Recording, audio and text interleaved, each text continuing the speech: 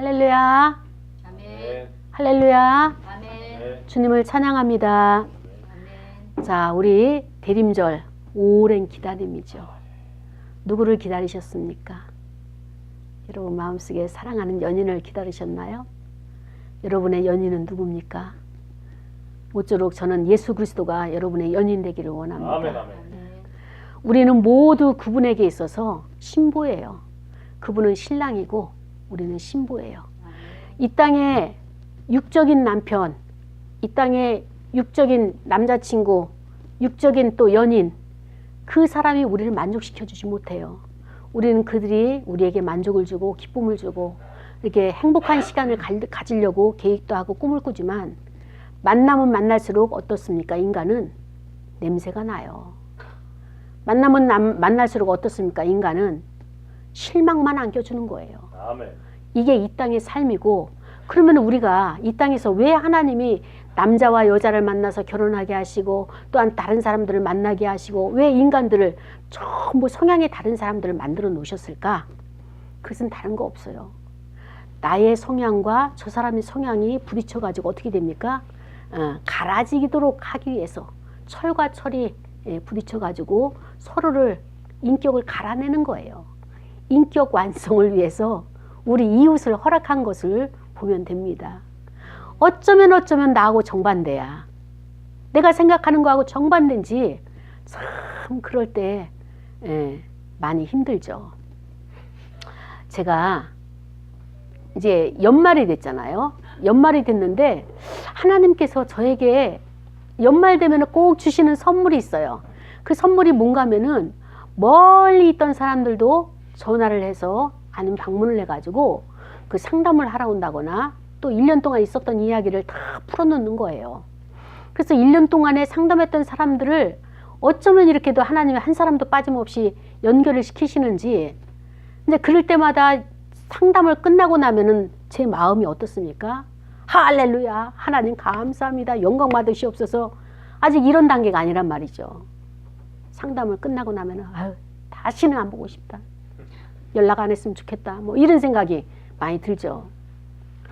그래서 이번에도 돌아가면서 하나님께서 그런 연례 행사처럼 과정을 주시는 거예요. 그래서 나의 이 무능함 때문에 이게 무기력해지는 거예요. 보기는 보는데 저들의 마음을 내가 뭐 이렇게 그 공작처럼 조작을 해놓을 수도 없는 문제고, 바뀌지 않는 저들 이렇게 쭉 상담을 들어가서 어느 정점에 이르러서 변화되는 것 같은데 원위치야. 아니 마지막에 와가지고 또 원위치가 되면은 어떻게 하라는 거예요? 이런 것을 보면서 참 마음이 지친다고 할까? 그 지침이 계속 쌓이니까 어때요? 무기력해지는 거예요. 나 자신이 무기력해지는 거예요. 이걸 또 다시 시작을 해야 되나? 처음서부터 다시 해야 되나? 그러면서 이 프로그램이 저 사람에게는 가장 적합한 프로그램이었는데 이것이 안 됐나? 안 먹히는가? 접목이 안 됐나? 이런 생각을 하면서 이렇게 많이 나 자신을 이제 내려놓게 되는 계기가 한 주간 나를 돌아보면서 있었습니다. 그러면서 내 눈에서 막 눈물이 나는 거예요. 눈물이 나면서 이걸 어떻게 해야 될까?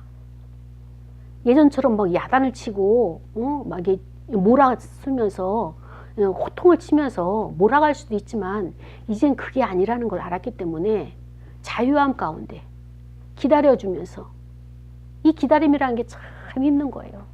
예수님이 오시는 거 기다리는 것도 힘들지만 여러분이 변화되는 것, 성도가 변화되는 거 기다리는 이 목사의 심정도 아주 지난하다고요. 지난한 세월들이에요. 지난한 시간들. 이렇게 오면서 제가 그런 결론은 이렇게 맺었어요. 제 눈에서 이렇게 눈물이 나면서 그래, 내가 보여주는 것이다. 저렇게 힘들어서 왔을 텐데 문제가 해결이 안 돼서 내 뜻대로 이루어지는 것이었고 다 불평과 불만과 원망과 나와는 마음이 안 맞아가지고 부딪히는 문제들 이런 것을 가지고 왔을 때는 얼마나 무거운 짐을 가지고 왔겠는가. 그리고 저들이 향방 없이 다니는 정말로 진리가 가치가 아니라 진리를 가치로 가지고 있는 것이 아니라 세상에 보여지는 것이 가치가 돼가지고 이 안에서 얼마나 내적인 혼란이 있을 것이냐. 그 혼란과 싸우느라고 얼마나 애를 썼을까. 얼마나 많은 에너지가 소진됐을까. 아닌 것 뻔히 알면서도 그것을 되돌릴 수도 없는 상황들. 정말로 내가 이 길이 이렇게 가서는 안 되는 거 알면서도 돌이키지 못하는 그런 현재의 상황들. 이거의 내적인 갈등들이 얼마나 컸겠는가라는 것을 보면서 그것은 바로 내가 목회자인 내가 앞서 걸어가는 것, 발자국 하나 남기는 것, 그것이 저들에게 조그만한 오솔길이라도 길을 마련해줄 것이다. 그렇기 때문에 내가 그것을 보여줘야 되겠구나 라고 하는 그런 결단을 하면서 마음이 어느 정도 정리가 되었습니다. 이 상담을 하다 보면은 사람들이 힘들어하는 문제가 뭔가 하면은 자기는 다 옳아요. 나는 다 옳아. 근데 저 사람이 틀려. 목사님, 나는요 이것도 잘했고요 저것도 잘했고요 이렇게 했고요 저렇게 했고요 좋은 것만 나한테 이야기합니다. 그리고 보이지 않는 그 상대방에 대해서는 이것도 잘못했고요 저것도 잘못했고요 그 경제적인 관념도 없고요 그 다음에 또 인간관계도 안 좋고요 또 여러 가지 성품도 안 좋고요 안 좋은 것만, 이 모든 안 좋은 것만 다 이야기를 하는 거예요. 그러니까 처음에는 그 사람에게 반대 입장을 생각을 하라. 그 사람도 반대에 있는 그 사람 입장도 분명히 어떤 그 사람 나름대로의 이유가 있을 것이다. 그리고 그 다음에 또 이제 계속적으로 그 얘기를 듣게 되면은 제가 이제 야단을 쳤어요. 너는 어떻게 너만 옳다고 하느냐. 자기 중심적이다. 너 중심적이기 때문에 너만 옳다고 한다. 그러면서 이제 그분에 대해서 쭉 묵상을 하면서 기도를 하면서 하나님 앞에 가지고 나가는 거예요. 하나님 이 문제를 어떻게 풀었으면 좋겠습니까? 분명히 자기중심적이고 나만 옳기 때문에 타인을 인정하지 않으려고 하고 타인에 대해서는 자꾸 배제하는데 이걸 어떻게 가르쳐야지? 저는 보여지는데 어떻게 가르쳐야지 이 문제가 해결되겠습니까? 라고 제가 이제 하나님 앞에 기도를 했어요. 나는 괜찮은데 아들이 마음에 안 들어.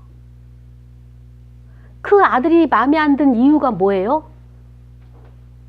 그 부족한 허물이 보이는 거예요. 아침에도 늦게까지 늦잠 자고, 그 다음에 제대로 그 공부도 제대로 안 하고, 또 아니면 저기 직장도 제대로 안 다니고, 그 다음에 또 늦게까지 자기 마음대로 하고, 약을 먹으라 해줘도 약도 먹지도 않고, 쭉 밀쳐놓고, 나중에 보면 그냥 나가버리고, 뭐 이러한 것들. 밥을 먹으라고 차려놨어도 먹지도 않고, 시위하는 것처럼, 거부하는 것처럼, 대항하는 것처럼, 이렇게 막 뻗대는 것처럼, 이런 행동을 할 때, 너무 속상하다는 이런 호소들. 그걸 보면서 하나님께서 저에게 또 한 단계의 그 문을 열어주셨어요. 그 문제는 뭔가 하면은 우리는 항상 문제가 내 안에 있다 아니면 저 사람에게 있다. 내 안에 있어요. 항상 내 안에 있어요. 우리는 저 사람을 바꾸려고 하는데 타인을 바꾸려고 하는데 타인은 절대 안 바꾸고 어때요? 내가 바꾸는 게 훨씬 빠른 거예요. 그러니까 하나님은 우리에게 너가 바뀌어라, 너가 변해라, 너가 체인지해라, 트랜스포머, 너가 변화되어라 이렇게 이야기를 하는 거예요. 말씀하시는 거예요. 근데 우리는 어때요? 당장 보면은 내가 이겨야 되고 저가 바뀌어야 되는 거예요. 이거를 가지고 있는데 어떻게 보면 이것이 자기중심적인 사고잖아요. 근데 이 자기중심적인 사고가 왜 발생이 됐을까? 왜 가지고 있을까? 요거를 봤더니 그게 다른 것이 아니라 강박에서 온 거예요. 강박에서.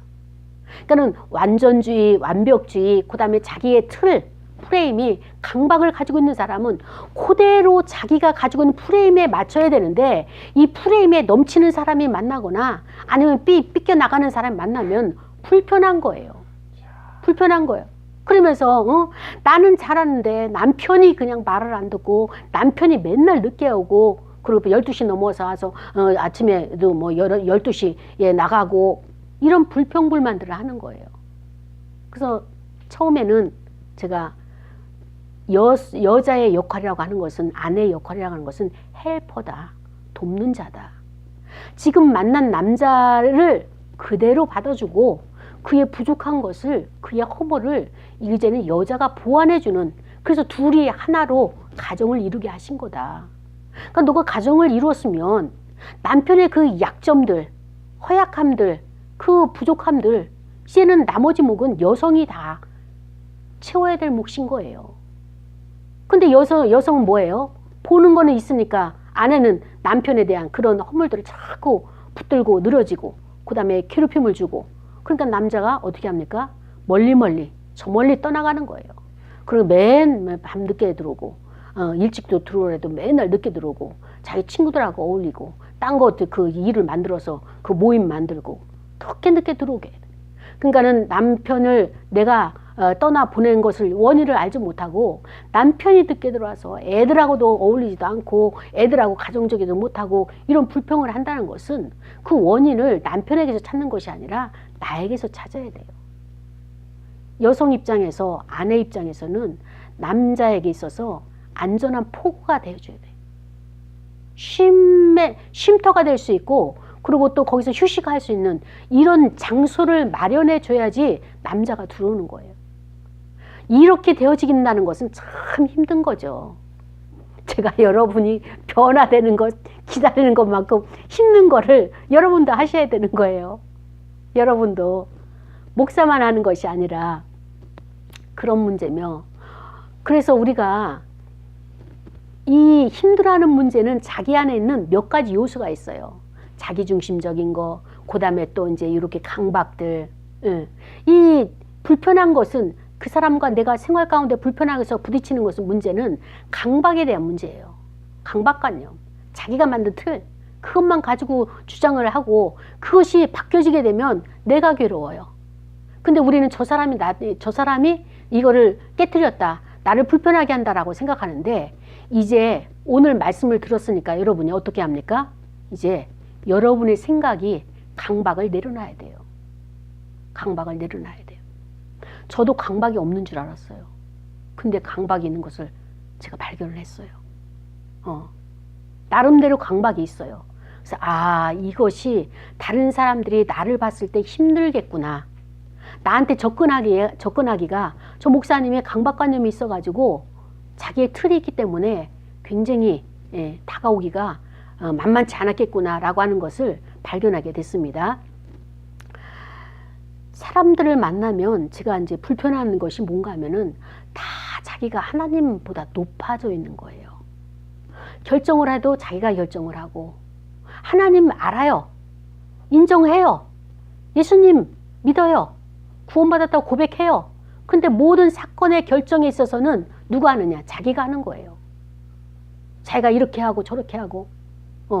그러니까는 하나님 입장에서는 예수님 입장에서는 어때요? 분명히 이거는 나에게 맡겨줘야 될 왕권인데 그 왕권을 본인이 다 휘두르고 있는 거예요.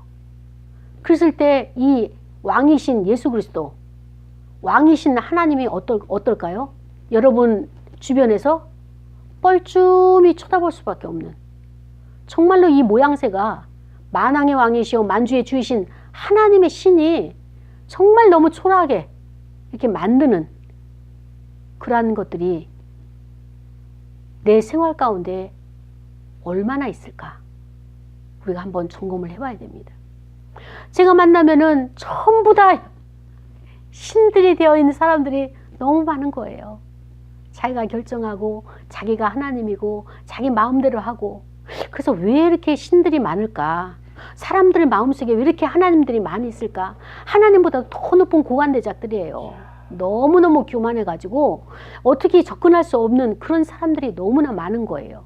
그래서 그 중심을 들여다보니까 그 하나님의 역할을 하고 있는 그 사람 중심에는 뭐가 있는가 하면은 자기 중심성.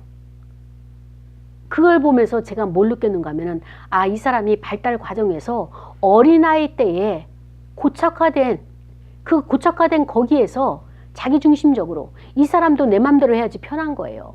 저 사람이 말할 때 따라가 주는 것 그게 편치가 않고 내 맘대로 해야지만이 편한 거예요. 조금 전에도 이야기했잖아요. 어느 분이 오신다고. 근데 제가 시간을 딱 11시 30분이라 정해줬는데 4시에 오겠다는 걸 11시 30분에 정해줬는데 약속을 안 지키는 거 봐요. 그분은 자기 중심성으로 자기가 하는 게 편하기 때문에 그렇게 가는 거예요. 우리가 자기 중심적인 것, 이거는 어린아이일수록 자기 중심적인 거예요. 아이는 갓난아기는 태어나자마자 온 식구들의 주목을 받아야 돼요. 왜냐하면 이 아이 중심으로 모든 생활이 편의시설이나 모든 생활이 바뀌어지기 때문이죠. 그래서 이 아이가 자라면서도 계속 이 아이가 어리니까 가장 연약하니까 그 아이 중심적으로 생활 패턴이 돌아가는데 지금도 내 생활에서 가정이나 교회나 또 직장이나 또 개인적인 삶에서 내 중심적으로 해야지 편하다. 내 중심적으로 해야지만이 이제 내가 좋다라고 생각한다면 나는 아직까지 어떤 자다? 어린아이 같은 자기 중심적인 사람이다 라고 자기를 이렇게 바라보면 맞습니다. 이제는 그 단계를 넘어간 사람 어때요? 그래, 네 맘대로 해. 나는 너에게 맞춰줄 수 있어. 언제든지 준비가 돼 있어. 너 그걸 원하니? 그러면 이제 그에게 맞춰주는 거예요. 근데 사람은요, 참 하나님이 공평하게 만드신 게 한 번 그에게 맞춰주고 또 몇 번 그를 우선적으로 맞춰주다 보면 그 사람도 미안한 감이 생기는 거예요. 미안한 감이 생겨서 늦었지만 또 상대방에서 챙겨주게 되고 상대에 또 배려하게 되고 이런 것이 있더라고요. 그래서 예수님께서 뭐라고 말씀하셨는가 하면은 더디 믿는 사람이 있다. 더디 깨닫는 사람이 있다. 그러니까 뭐예요? 내가 좀 더 빨리 깨달아졌고 내가 좀 더 하나님의 말씀에 마음의 문이 열리고 깨달음이 있었다면 먼저 실천하게 되면 더디 믿는 자가 나를 보면서 어때요? 따라오는 거예요. 따라오는 거. 저 사람과 내가 마음속에서 계속 갈등, 특히 가족 간의 그 갈등이 많죠. 가족 간의 갈등.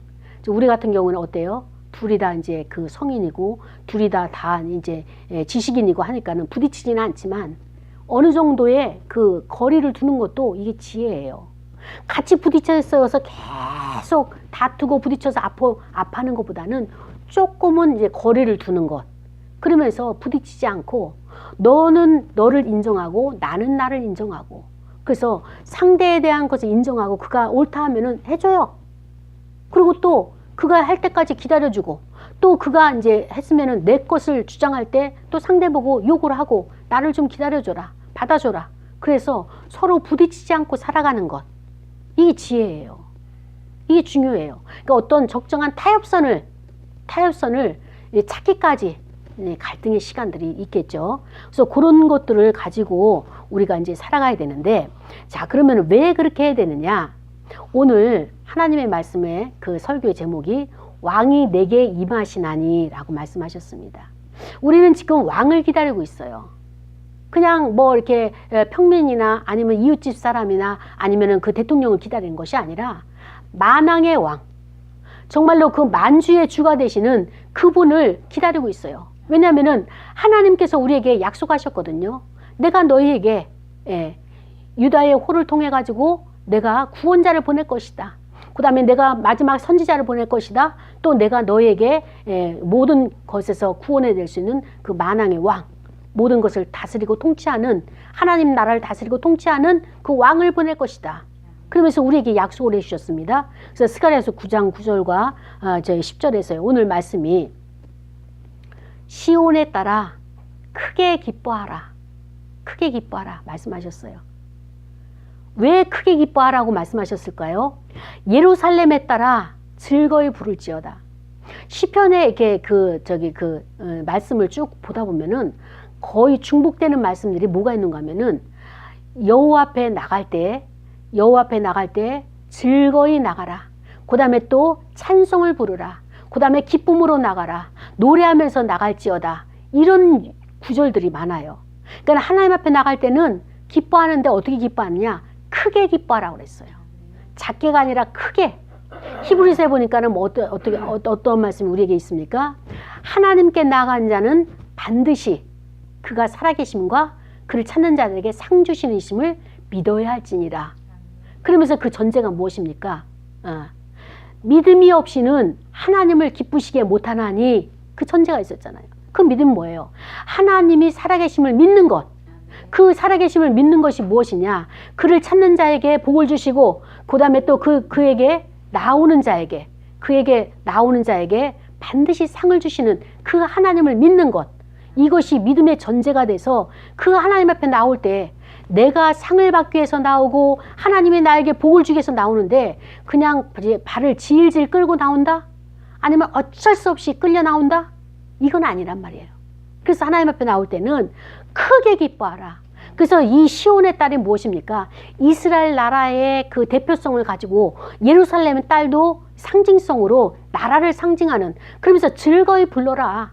하나님을 불러라. 어떻게 불러요? 찬양을 하는 거예요. 찬송을 드리는 거예요. 노래하면서 나가는 거예요. 그러면서 보라, 내 왕이 내게 임하시나니. 임한다는 것은 무엇입니까? 임마누엘, 함께 하시겠다는 것. 그 하나님이 찾아오시는 거예요. 예수 그리스도께서 우리를 찾아오시는 거예요. 우리가 찾아가는 것이 아니라. 이 얼마나 하나님의 은혜입니까?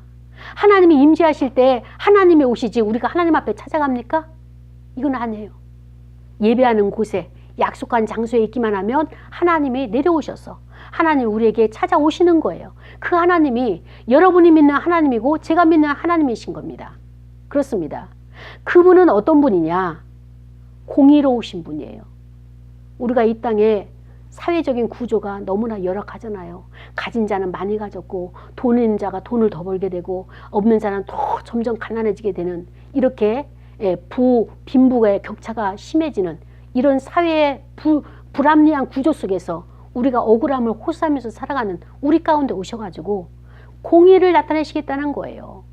너가 땀 흘린 것만큼 다른 사람도 그만큼 벌 수 있게 하고, 다른 사람이 그 수고한 것만큼 나도 그만큼 벌게 해서 모든 사람에게 불평과 불의가 없는, 그 불공정이 없는 그런 사회를 만드는 그런 공의로우신 하나님으로 우리에게 오시겠다는 것이며, 그 다음에 구원을 베풀어 주시겠다는 거예요. 죄악 가운데서 짓밟히고 어렵고 힘들어하는 것. 자, 여러분이 괴로워요. 힘들어요. 그 다음에 또 마음이 편치가 않아요. 마음이 어때요? 소망이 넘치는 것이 아니라 늘 불안하고, 그 다음에 또 사는 것이 그 재미가 없어요. 전체적인 큰 그림으로 본다면 뭐예요? 무엇 때문에 이렇게 된다고요? 네. 내가 왜 이렇게 힘들어요? 뭐 때문에 힘들어요? 여러분 마음이 뭐 때문에 힘들고 있어요? 상대 때문에. 전체적인 것은 뭐예요? 전체적인 것은 죄란 거예요. 죄의 무게예요. 죄의 무게, 내가 지은 것, 내 죄의 무게로 인해 가지고 이렇게 힘든 것이란 말이죠. 그런데 그 죄의 무게에서 고통당하는, 신음하는 그 소리를 들으시고 예수 그리스도께서 우리를 구원하려고 오신다는 거예요. 그 오신다는 표현을 스가랴 선지자를 통해 가지고 하나님이 말씀하시는 거예요. 그를 보낼 것이다. 왕을 보낼 것이다. 그는 구원해 줄 것이다. 너희들의 구세주가 될 것이다. 너희의 죄의 문제를 해결해 줄 것이다. 근데 그는 어떤 자냐? 아주 겸손한 자다. 아주 겸손해서 어떠냐? 나귀를 타고 오신다는 거예요.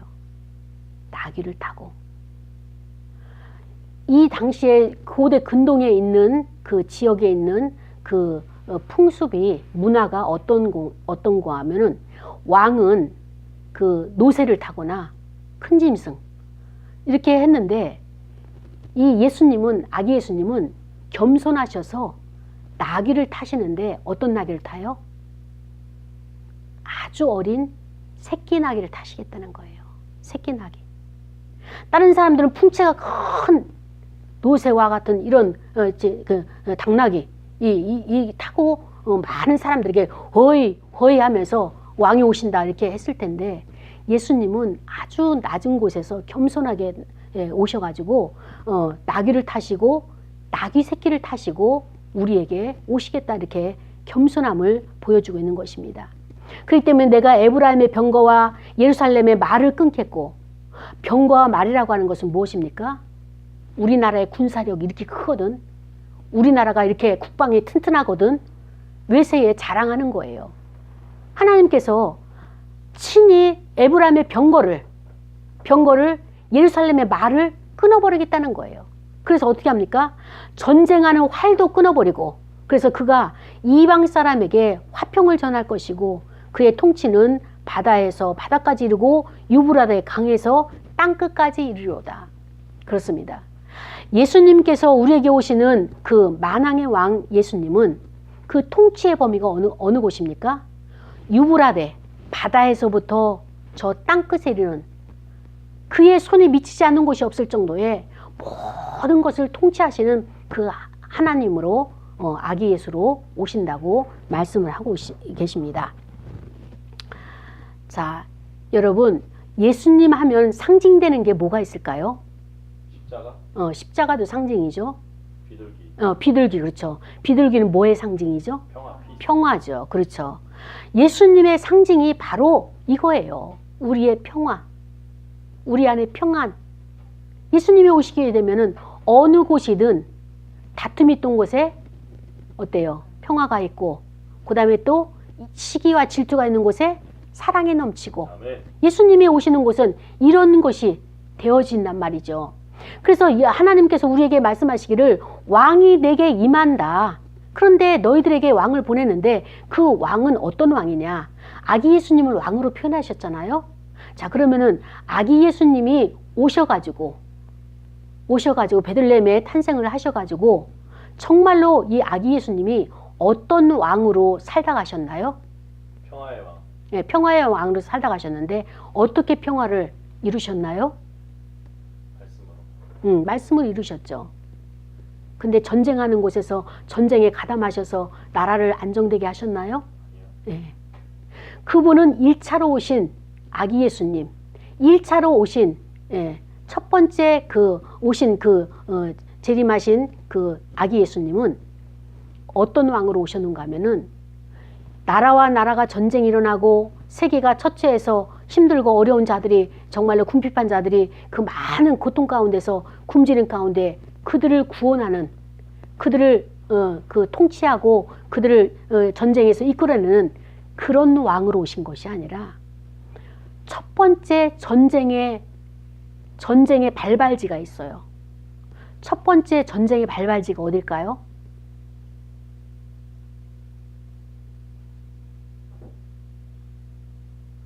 전쟁은 어디서부터 발발이 되는 거죠? 저기 가인가베. 제가 딴 사람 몰라도 여러분에게만큼은 이 비밀을 알려드릴게요. 예수 그리스도께서 오신 그 첫 번째 전쟁의 발발지는 외부 현상이 아니라 우리 안에 내부에 있어요. 내적인 전쟁의 발발지예요. 예수님께서 통치하시는 곳은 외부에 그것을 하시는 것이 아니라 내 내부를 다스리시고 통치하시고, 내 안에서 시기와 질투가 일어나니까 어떻게 됩니까? 만족이 없는 거예요. 불평이 생기는 거예요. 불만이 생기는 거예요. 그리고 이제 그것이 불만과 시기와 질투가 계속 쌓이다 보니까 어떻습니까? 보이는 것이 없어요. 내가 하나님을 만나야 되는데 하나님이 저 멀리 계시는 거예요. 내가 기도하는데 그 기도가 응답이 안 되는 거예요. 작정 기도해도 안 되고, 새벽 기도해도 안 되고, 금식 기도해도 안 되고, 일천번제를 해도 안 되고, 그러면서 정말 하나님이 살아계시는가? 하나님이 정말 내 기도를 들으시는가? 의심이 될 정도로 내 기도는 멀리 사라지는 거예요. 여러분, 그 의미는 무엇인가 하면은 하나님과 나 사이에 가로막힌 시기와 질투가 있다는 거예요. 왜 내가 다른 사람을 보면서 시기를 하며, 왜 다른 것을 보면서 왜 질투를 하면서 하나님과 내가 만날 이 통로를 그것을로 가로막고 있는지, 바리케이트로 치고 있는지, 우리 마음속에서 이 바리케이트, 시기와 질투를 버려야 되는 것입니다. 그리고 또 예수님께서 우리 안에 오셔서 마음의 평안을 주시는 거예요. 마음을 통치하시는 거예요. 다스리시는 거예요. 만왕의 왕으로 내적인 마음의 평화가 임해야 되는 거예요. 그래야지 환경도 다스려지는 거거든요. 근데 우리의 마음이 늘 전쟁이고 풍랑일고 그 다음에 또 폭풍이 몰아치는 내 마음. 왜 그럴까요? 내 안에 뭐가 있어서 그럴까요? 죄가 있는데 그 죄의 형태가 뭘로 있어요? 내 안에 왕. 여러분 안에 왕이 뭐가 차지하고 있어요? 나. 예. 호랑이, 사자, 불끈불끈 분노가 끌어오르는 거예요. 갑자기 분노가 격동해가지고 정말로 이거 결정하면은 이렇게 결정하면 손해나는 거 알면서도 딱 결정해버리고 하나님이 복을 주시려고 했는데 그 통로를 다 막아버리는 거예요. 왜? 내 분이 참지를 못해가지고 관계를 다 단절시켜버리고 내 분이 내 안에 있는 이 사자가 내 안에 있는 이 호랑이가 잘못된 결정을 하도록 자꾸 나를 격동시키고 있는 거예요. 내 안에 역동이 일어나는 거예요. 이 손해인 거 뻔히 알면서 이거 조금 있다 가면 내가 후회할 거 뻔히 알면서 후회의 길을 내가 선택하고 있는 이런 나의 모습은 아닙니까? 예수님께서 여러분 안에 있는 이 사자를 다스리시고 이 호랑이같이 남을 핥히고 남을 공격하고 남에게 해를 하고 있는 내 안에 어떤 성품들 이런 것들을 다스리기 위해서 아기 예수님이 오시는 겁니다. 그분은 평화의 왕이세요. 공평하신 하나님이십니다. 나의 것만 옳다고 생각하고 내 것만 자꾸만 이렇게 움켜쥐려고 하고 나 중심적으로 모든 것을 돌아가게 만들려고 하는, 물론 그런 편하겠죠. 그러나 거기에 상대방 입장, 배려하지 못하고 상대의 입장을 알지 못하는 그들은 얼마나 불편하고 힘들게 살아가고 있는가, 나 때문에. 이러한 것들을 우리가 돌아보는 시간이 이번 대림절 기간, 그 다음에 또 아기 예수님 오시는 성탄절이 되기를 원합니다. 그렇습니다. 우리가 아기 예수님을 기다리면서 예수님의 그 성품을 바라봐야 돼요. 아까 이야기했지만 제가 여러분에게 남길 수 있는 것은 나의 삶을 보면서, 나의 삶을 보여주면서, 생활을 보여주면서 발자국을 남겨주는 것, 그것 보고 누군가 또 이것이 길이 돼서 오는 것이다 라고 제가 말씀드린 것처럼 우리에게는요, 모델링 되시는 예수님을 바라보는 거예요. 우리가 왜 거룩해야 된다, 하나님 앞에 성결해야 된다, 근데 거룩해지지 못하고 성결해지지 못하느냐?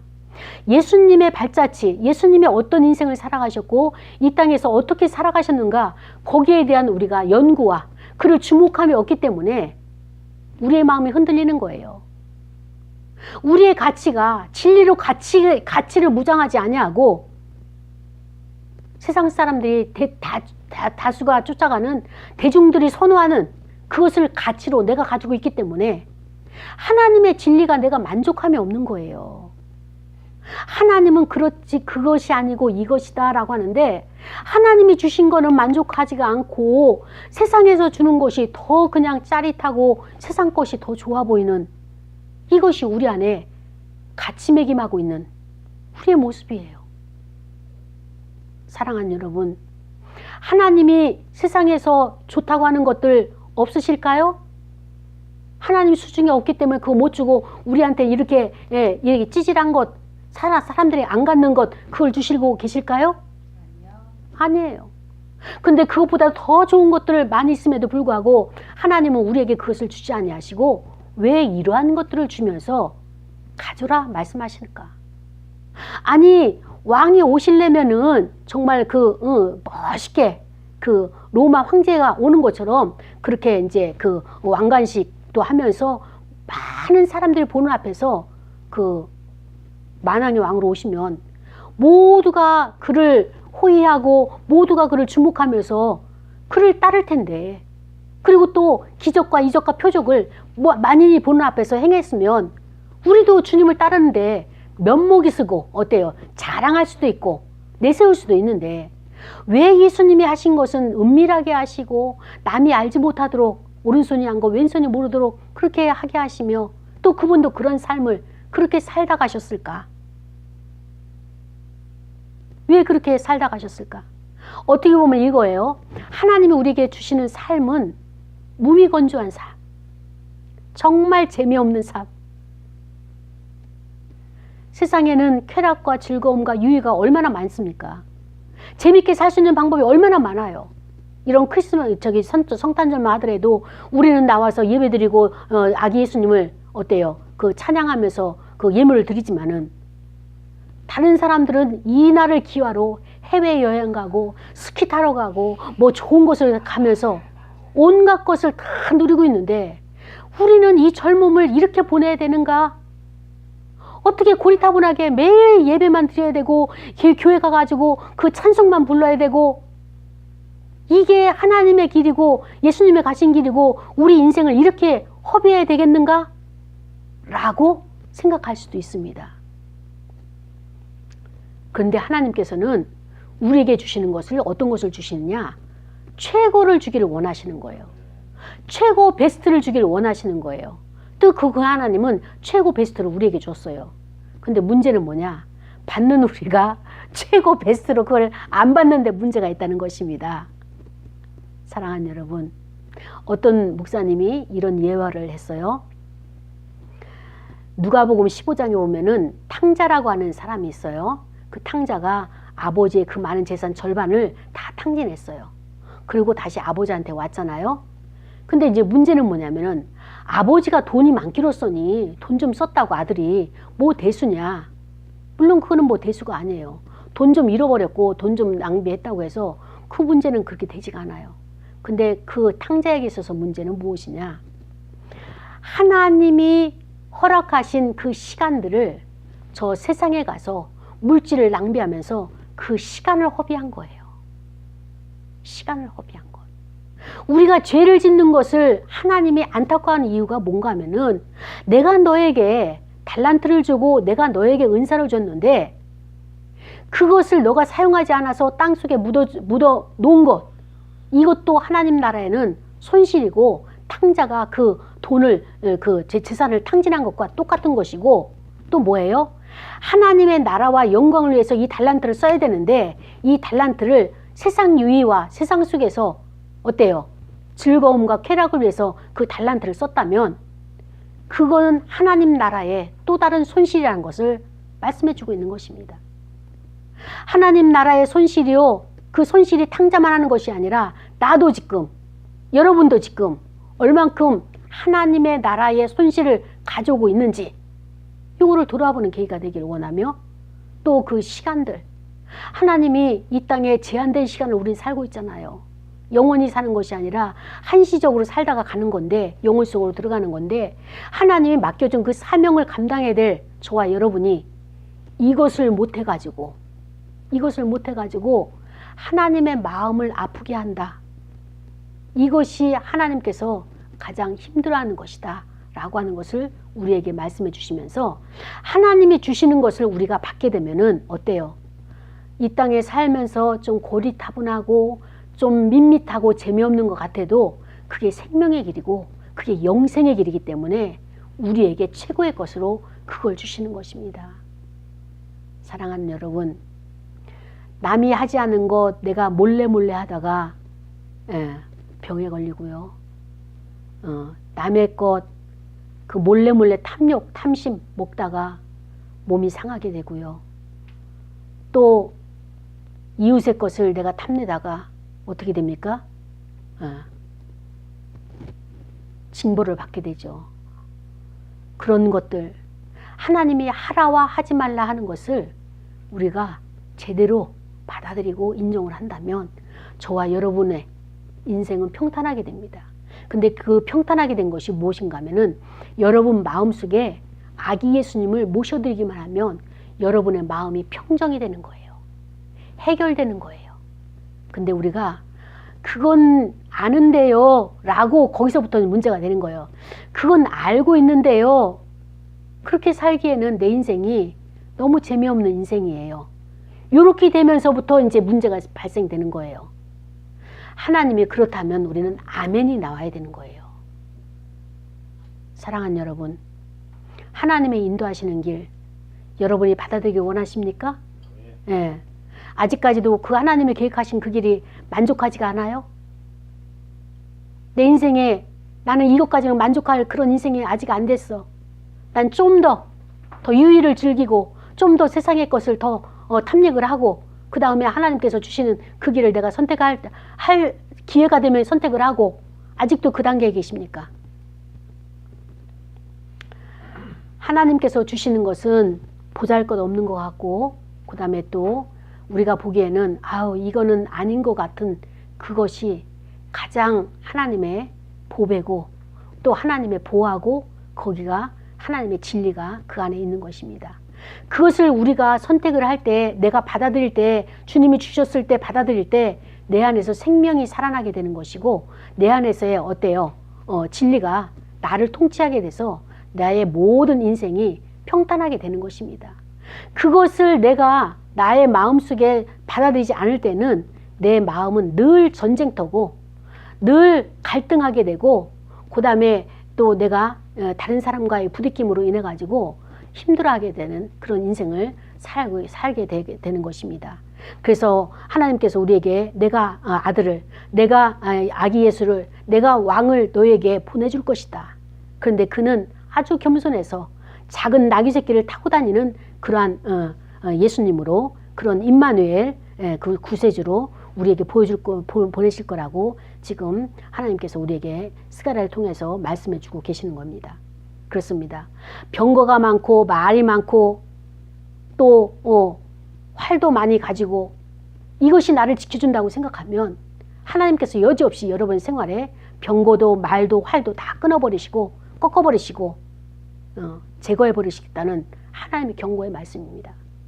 사랑하는 여러분, 나를 의지하지 마시고 여러분 중심에 아기 예수님을 모셔드려서 그 예수님에게 여러분의 인생을 맡기고 그분을 의지하는 저와 여러분이 되기를 원합니다. 그 예수님이 오셔야지만이 화평이 될 수 있고 화목제물이 돼서 하나님과 나와의 관계도 화목해지고 이웃과의 관계도 화목해지게 되는 것입니다. 그분은 만왕의 왕이십니다. 어떻게 만왕의 왕이시냐? 하나님께서 통치의 전역을 하나님 나라의 통치와 이 땅의 모든 통치의 전역을 다 맡기셨어요. 바다에서부터 시작을 해가지고 땅 끝까지 예수님께서 안 계신 곳이 없는 그 통치의 영역을 예수님에게 하나님께서 다 부여하신 겁니다. 그래서 우리는 그분을 믿고 따라가면 여러분 안에 있는 모든 것들을 결정할 수 있는 권한을 예수님께 맡기십시오. 그분의 인생을 여러분이 연구하십시오. 그분이 어떤 길을 가셨는지 그분에게 주목하십시오. 그렇다면 여러분의 인생도 승리하는 인생이 될 것입니다. 반드시 그분은 여러분을 진리로 이끌 것이고 여러분의 진리를 이끄는 그 예수 그리스도께서는 여러분과 함께 하셔서 끝까지 승리자로 여러분을 인도하실 그분이십니다. 사랑하는 여러분, 저는 오늘 왕이 내게 임하시나니 라고 하는 제목 가지고 오늘 말씀을 종교를 하려고 합니다. 여러분의 인생의 나침반 예수 그리스도십니다. 그분이 여러분을 이끌어 가실 것입니다. 그분을 의지하십시오. 그분을 만나십시오. 그분을 묵상하십시오. 그분의 인생을 여러분이 받아들이십시오. 그분만이 여러분을 살릴 수 있고 여러분의 인생을 그분께서 높이실 것입니다. 그 예수님을 바라보면서 우리가 다 같이 통성으로 기도하시겠습니다. 하나님 아버지 감사합니다. 연약하고 부족한